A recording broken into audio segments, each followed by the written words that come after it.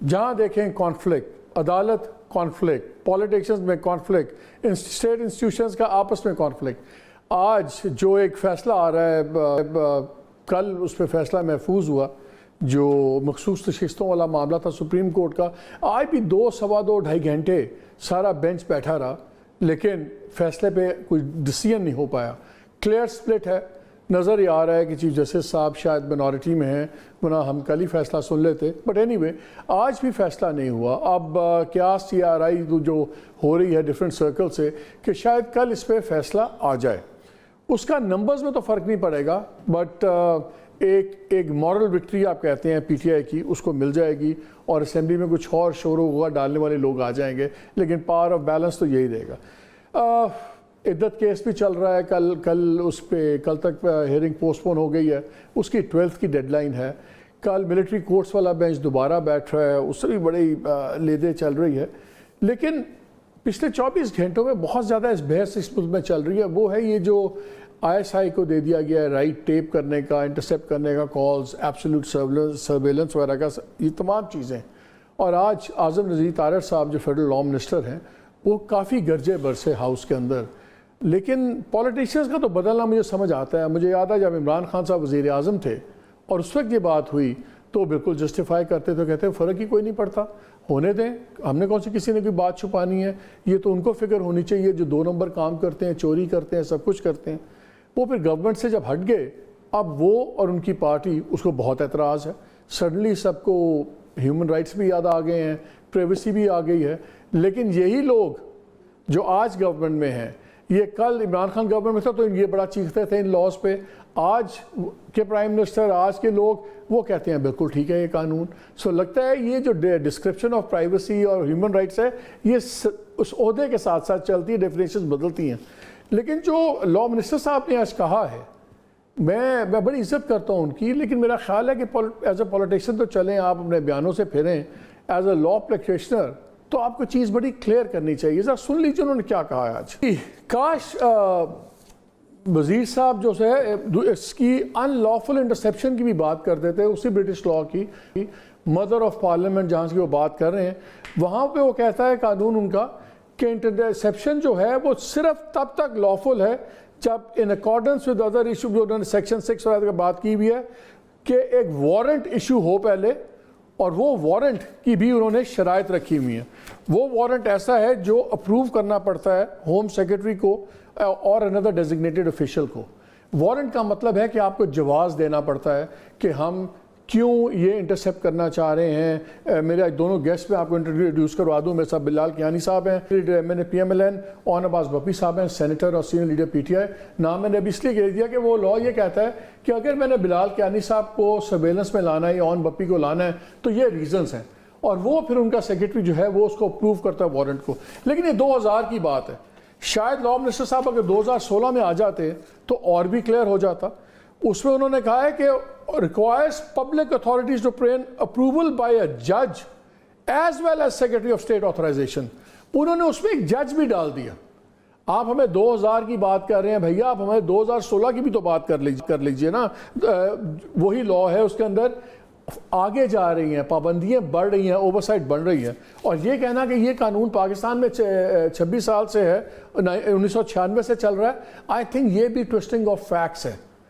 جو پہلا اوریجنل تھا اس کے اندر تھا کہ جو فیڈرل گورنمنٹ کے پاس رائٹ تھا آتھرائز کرے، وہ آتھرائز کر سکتی تھی کسی بھی شخص کو یا اشخاص کو، پرسن اور persons, to intercept calls, messages اور trace calls through any telecommunication system.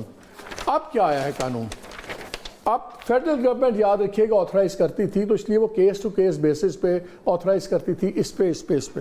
اب آ گیا کہ جی please to authorize the officers not below the rank of not below the grade 18 کہ from point ٹائم ISI خود ہی decide کرے گی کہ کس کو انٹرسیپٹ کرنا ہے، کس کو نہیں کرنا، یا فیڈرل گورنمنٹ نے ایک بلینکٹ کور ان کو دے دیا۔ اور جس قانون کی وہ بات کر رہے ہیں under section 54 of the act, اس 54 کے ابھی جو ہیں رولز فریم نہیں ہوئے، 26 سال سے کسی نے رولز فریم نہیں کیے۔ سو اب کوئی اس کا پیرامیٹرز نہیں ہے، کوئی پابندی نہیں ہے، کوئی اوورسائٹ نہیں ہے۔ جو پہلا رول تھا جس کو چینج کیا ہے، پہلی بات تو یہ ہے، اگر میرا لا منسٹر صاحب سے سوال ہے کہ اگر قانون وہی ہے تو پھر آپ کو نیا نوٹیفیکیشن نکالنے کی ضرورت کیا تھی؟ اور جس لاء کی آپ بات کر رہے ہیں 26 سال سے، اس کے رولز آپ نے کیوں نہیں فریم کیے؟ اب سویلین اوورسائٹ بالکل نہیں ہے، اور اس ملک میں یہ بند ہونا چاہیے. ہمارے جو شہداء ہیں وہ ان کی عزت بالکل، ان کی کوئی سوچ نہیں سکتا ان کی عزت کے خلاف بات کرنے کی. جو وار وونڈڈ ہیں کوئی سوچ نہیں سکتا. ابھی وہ ہاؤس میں بھی تقریر کر رہے تھے، شہداء کی بات کی، وہ شہید ہوا وہ شہید ہوا. یہ ایموشنل بلیک میل نہیں چلے گا. پہلے شہداء کا اور وار وونڈڈ کا نام لے کے سرونگ سویلین اور ملٹری آفیسرز کی آپ نے زمینوں جائیدادوں کو بیچنے کو ٹیکس فری کر دیا.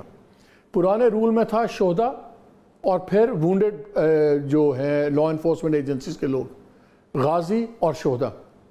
اس کے اندر اسی حلے میں دو پیچھے جوڑ دیا، serving and retired army officers, serving and retired federal civilian officers. اب جو اس قانون کے اندر بھی شہداء کو لا رہے ہیں، خود یہ کنٹروورشل کرتے ہیں ان تمام باتوں سے. ان تمام چیزوں میں بات کریں گے. بلال کیانی صاحب تھینک یو ویری مچ. اون عباس بپی صاحب تھینک یو ویری مچ. اون میں آپ سے شروع کروں گا کیونکہ آپ کی پارٹی کا میں تو کہوں گا بڑا منافقانہ اس پہ رویہ آ رہا ہے. جب آپ لوگ پاور میں تھے، وزیر اعظم عمران خان تھے، ان سے سوال ہوا، ان کا فرق ہی کوئی نہیں پڑتا. ہمیں کیا چھپانے کی بات ہے؟ ایسا ہی کو پتہ ہونا چاہیے، پروٹیکٹ کرتی ہے. یہ فکریں کریں ان لوگوں کی پارٹی، ان کی بلال کیانی صاحب کی جنہوں نے 2 نمبر کام کر رہے ہیں.